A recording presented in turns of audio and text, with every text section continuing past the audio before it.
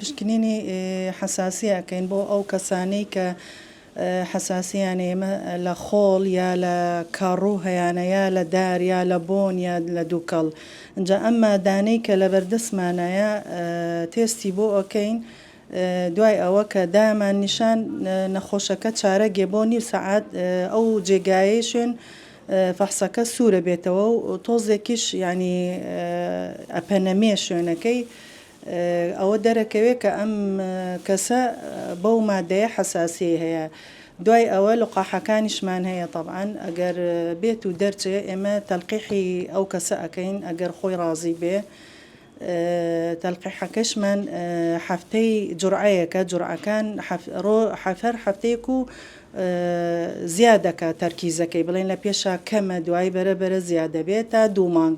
لە دوای 2 مانگەکە ئەبێتە مانگی جارێ ئەو نەخۆشە مانگی جارێ دێ لێرە لقاح لێدا بۆ ماوەی 3 ساڵ بۆ 5 ساڵ دوای ئەوە کە تەواو بوو دیسان تێست دووباراکەینەوە بزانین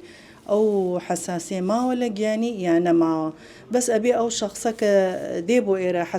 فەحسەکەی بۆکەین نابێ عیلاجی کۆرتیزۆناتی خواردبێ ئەگەر ئەلەرمینە لۆراتدینە دەرزیە جار وایە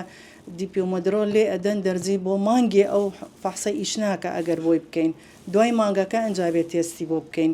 یان نەبێ حەبی مەعیدەشی نەخواردبێ حەبی مەعیدەش واکە نابێ بیخوا پێش مانگێ. وڵای هەیە کردویانە بەس بەم شێوەی ئێمە نییە بە خوێنێکن ئەوان ئەمەی ئێمە طبعاً باشترە لەبەرەوەی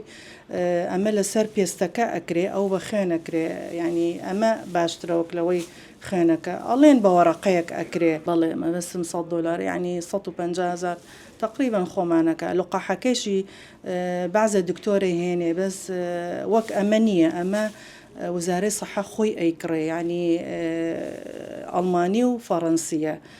بەس ئەوانەی کە ئەوان ئەیهێنن دکتۆرەکان دەرەوە نازانین ینی لەکوێ ئەیهێنن.